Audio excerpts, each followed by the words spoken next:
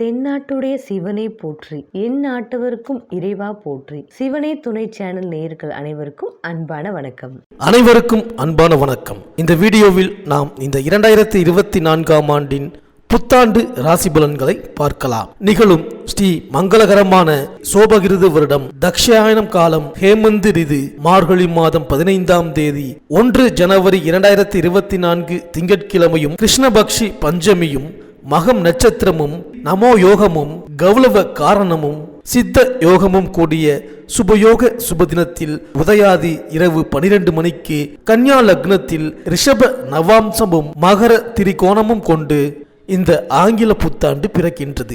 மகம் நட்சத்திரம் சிம்ம ராசி கன்னி லக்னத்தில் புத்தாண்டு பிறக்கின்றது. பிறக்கும் புத்தாண்டில் அனைவரும் சீரும் சிறப்புடனும் ஆயுசுடனும் ஆரோக்கியத்துடனும் அனைத்து விதமான சேமங்கள் பெறவும், திருமணம் கைகூடி வரவும், சந்தான பாக்கியம் கிடைக்கவும், நல்ல வேலை அமையவும், வெளிநாடு பயணம் இனிதே பெறவும், வீடு மனை வாகனம் அமையவும், ஆண்டின் தொடக்க நாளில் இறைவனை திருக்கோவில்களில் சென்று வழிபாடு செய்து வருவது நல்லது. இந்த ஆண்டு சிவனுக்கும் விநாயகருக்கும் உகந்த நட்சத்திரமான சுவாதி நட்சத்திரத்தில் பிறக்கின்றது. மண்ணில் வாழும் மக்களுக்கு எல்லாம் பொன்னும் பொருளும் யோகமும் செல்வாக்கும் சொல்வாக்கும் இன்னும் பெருகும். கன்னியர்களின் கவலை தீரவும், காளையர்களுக்கு நல்ல உத்தியோகம் கிடைத்திடவும், எண்ணிய காரியங்கள் எளிதில் நிறைவேறவும், தைரியஸ்தானத்தில் இருக்கும் லக்னாதிபதி புதனுக்கு உகந்த தேவதையான ஸ்ரீமன் நாராயணனையும் மகம் நட்சத்திரத்திற்கு உகந்த தேவதையான விநாயகரையும் வணங்கி வர அனைத்தும் நிறைவேறும். மேலும் இந்த புத்தாண்டு பிறக்கும் பொழுது பலரும் இந்த புத்தாண்டு நமக்கு எப்படி இருக்கும், பொருள் வரவை பெருக்குமா, புதிய பாதையை காட்டுமா, தொழில் வெற்றி நடை போடுமா என்றெல்லாம் சிந்திப்பது வழக்கம். அதற்கெல்லாம் விடைகூறும் விதத்தில் 12 ராசிகளுக்கு உரிய பலன்களும் போராட்ட வாழ்க்கை பூந்தோட்டமாக மாறுவதற்கான வழிபாடுகளும் உங்களுக்கு துல்லியமாக இணைத்து கொடுக்கப்பட்டுள்ளது. இந்த புத்தாண்டில் விருச்சிகத்தில் சுக்கிரபலம் இருப்பதால் மழை வளம் அதிகரிக்கும். சனி செவ்வாய் சம்பந்தப்படும் நேரத்தில் கடல் கொந்தளிப்பு, வெள்ளப்பெருக்கு, நிலச்சரிவு போன்ற இயற்கை சீற்றங்கள் உருவாகலாம். மளிகை பொருட்கள் காய்கறிகளின் விலை உயரலாம். தங்கம் வெள்ளி விலை குறைய வாய்ப்பு இல்லை. பெட்ரோல் டீசல் எரிவாயு விலை சீராக இருக்கும். நோய் தொற்றில் இருந்து மக்கள் பாதுகாப்பாக இருக்க வேண்டும். தேர்தல் களம் சூடுபிடிக்கும். ஜோதிட சாஸ்திரத்தில் சனி பகவானை ஆயுள்காரகன் என்றும் அழைப்பார்கள். தராசு சின்னம் கொண்ட துலாம் ராசியில் அவர் உச்சம் பெறுவதால் அவரை நீதிமான் என்றும் நியாயவான் என்றும் சொல்வது வழக்கம். அவர் ஆதிக்கத்துக்கு உரிய ஆண்டு என்பதால் நீதிக்கும் நியாயத்திற்கும் முக்கியத்துவம் கிடைக்கும். இந்த ஆண்டு பல நல்ல சம்பவங்கள் நடைபெறலாம். கும்பராசியில் தற்சமயம் சனி பகவான் சஞ்சரிப்பதால் குட முழுக்கு விழாக்கள், ஆலய திருப்பணிகள் நடைபெறும். ஆன்மீக நாட்டம் அதிகரிக்கும். ஆன்மீகம், ஜோதிடம், பத்திரிகை, எழுத்துக்கலை, கணிப்பொறித்துறை, இரும்பு இயந்திரத்துறை ஆகிய துறைகளில் மிகுந்த வளர்ச்சியும் அதில் பணியாற்றுபவர்களுக்கு யோகமும் தரும் விதத்தில் இந்த ஆண்டு அமையப் போகின்றது. சனியின் பாதிப்பிலிருந்து விடுபட விநாயகர், அனுமன், சனி பகவானை வழிபடுவது நல்லது. இந்த 2024ஆம் ஆண்டு தொடக்கத்தில் கிரகங்களின் சஞ்சாரத்தை பார்த்தால் மேஷத்தில் குரு, சிம்மத்தில் சந்திரன், கன்னியா ராசியில் கேது, விருச்சிகத்தில் புதன் சுக்கிரன், தனுசு ராசியில் சூரியன் செவ்வாய், கும்பராசியில் சனி, மீனராசியில் ராகு என 2024ஆம் ஆண்டின் தொடக்கத்தில் கிரகங்கள் சஞ்சரிக்கின்றன. 1/5/2024 புதன்கிழமை மாலை 5:21 மணிக்கு கார்த்திகை நட்சத்திரம் 2ஆம் பாதத்தில் ரிஷபராசிக்கு குரு பகவான் பெயர்ச்சியாகின்றார். மேலும் குரு பகவான் 15/10/2024 முதல் 31/12/2024 வரை ரிஷபராசியில் வக்ரம் பெற்று சஞ்சரிக்கின்றார். மேலும் சனி பகவான் வருகின்ற 19/6/2024 முதல் 4/11/2024 வரை கும்பராசியிலேயே சனி பகவான் வக்ரம் பெறுகின்றார். இந்த கிரகங்களின் சஞ்சாரம் மற்றும் மாற்றம், அதிசாரம், வக்ர பெயர்ச்சியின் காரணமாக இந்த 2024ஆம் ஆண்டு உங்களுக்கு என்னென்ன பலன்களை தரப்போகின்றது, நீங்கள் செய்ய வேண்டிய பரிகாரங்கள் என்ன என்று இந்த வீடியோவில் பார்க்கலாம். அனைவருக்கும் இனிய புத்தாண்டு நல்வாழ்த்துக்கள். புத பகவானை ராசிநாதனாக கொண்ட மிதுன ராசி அன்பர்களே, உங்கள் சவால்களை பூர்த்தி செய்யும் விதத்தில் புத்தாண்டு பிறக்கின்றது. சென்ற ஆண்டு கடைசியிலேயே அஷ்டமத்து சனி விலகிவிட்டதால் இந்த ஆண்டின் தொடக்கத்திலேயே நல்ல பலன்கள் உங்கள் இல்லம் தேடி வரப்போகின்றது. நினைத்தது நிறைவேறும். நெருக்கடி நிலை மாறும். புதிய தொழில் தொடங்கும் திட்டங்கள் நிறைவேறும். குரு பெயர்ச்சிக்கு பின்னால் வருடத்தின் பிற்பாதியில் வளர்ச்சி அதிகரிக்கும், வருமானமும் பெருகும்.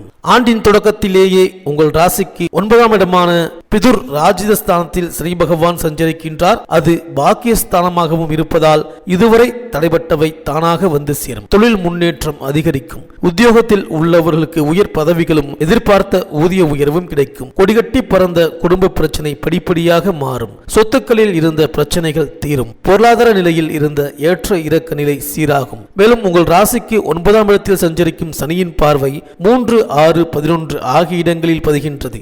எனவே சகோதரம், ஜீவனம், உத்தியோகம், தொழில் வளர்ச்சி, லாபம் ஆகியவற்றை பற்றி தெரிந்து கொள்ளும் இடங்களில் சனியின் பார்வை பதிவதால் அந்த இடங்களுக்குரிய ஆதிபத்தியங்கள் மூலம் நல்ல பலன்கள் கிடைக்கப் போகின்றது. குறிப்பாக கூட பிறந்தவர்களால் ஏற்பட்ட பிரச்சனை அகலும். எதிர்பார்ப்புகள் எளிதில் நிறைவேற விலகிய சனியை விரும்பி சென்று வழிபடுவது நல்லது. மேலும் சனியின் பார்வை 6ஆம் இடத்தில் பதிவதால் எதிரிகள் விலகிச் செல்வார்கள். உத்தியோகத்தில் பணி நிரந்தரம் பற்றிய நல்ல தகவல் கிடைக்கும். கடன் சுமை குறைய புதிய முடிவெடுப்பீர்கள். சனியின் அருட்பார்வை மூலம் உடல் ஆரோக்கியம் சீராகும். உத்தியோகத்தில் திடீரென கூடுதல் பொறுப்புகளும் சம்பள உயர்வும் கிடைக்கும். மேலும் சனியின் பார்வை 11ஆம் இடத்தில் பதிவதால் பொருளாதார பற்றாக்குறை அகலும். புதிய ஒப்பந்தங்களும் வந்து சேரும். குடும்பத்தில் ஒன்றுக்கு மேற்பட்டவர்களின் வருமானம் கிடைத்து மகிழ்ச்சிப்படுத்தும். இளைய சகோதரத்தோடு இணக்கம் ஏற்படும். வெளிநாட்டில் இருந்து எதிர்பார்த்த நல்ல தகவல் கிடைக்கும். மேலும் புத்தாண்டின் தொடக்கத்தில் உங்கள் ராசிநாதன் புதன் 6ஆம் இடத்தில் சுக்கிரனோடு இணைந்து புத சுக்கிர யோகத்தை உருவாக்குகிறார்.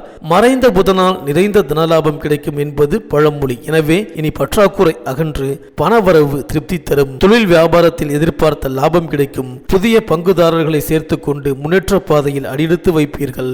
குரு பலத்தால் வாழ்க்கை துணையின் வேலை சம்பந்தமாக எடுத்த முயற்சியில் வெற்றி கிடைக்கும். 10இல் ராகு, 4இல் கேது சஞ்சரிக்கின்றார்கள். எனவே தொழிலில் புதிய ஒப்பந்தங்கள் வந்து சேரும். துணிந்து சில முடிவுகளை எடுத்து எதிரிகளை ஆச்சரியப்பட வைப்பீர்கள். பெற்றோர் உடல்நலத்திற்காக ஒரு பெரும் தொகையை செலவிடும் சூழ்நிலை உண்டு.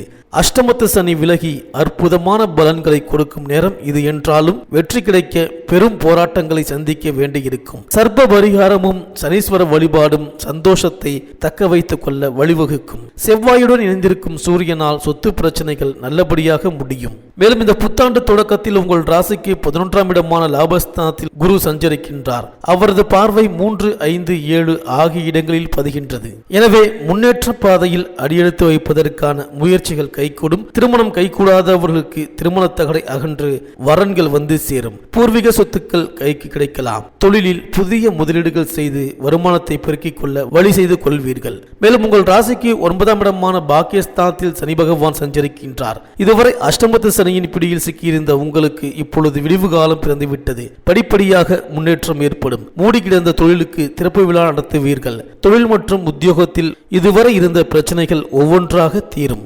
மேலும் இந்த புத்தாண்டில் 1/5/2024 அன்று கார்த்திகை நட்சத்திரம் 2வது பாதத்தில் ரிஷபராசியில் குரு பகவான் சஞ்சரிக்கப் போகின்றார்.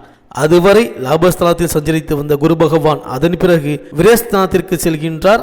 உங்கள் ராசிக்கு கேந்திராதிபத்திய தோஷம் பெற்ற கிரகம் மறைவிடத்திற்கு வரும் பொழுது யோகத்தை தரும். உடல் நலம் சீராகி உற்சாகத்துடன் பணிபுரிவீர்கள். கடன் சுமை பாதிக்கு மேல் குறையும். பொது வாழ்வில் புதிய திருப்பங்கள் வந்து சேரும். தள்ளி சென்ற வாய்ப்புகள் தானாக வந்து மகிழ்விக்கும். குருவின் பார்வை 4, 6, 8 ஆகிய இடங்களில் பதிகின்றது.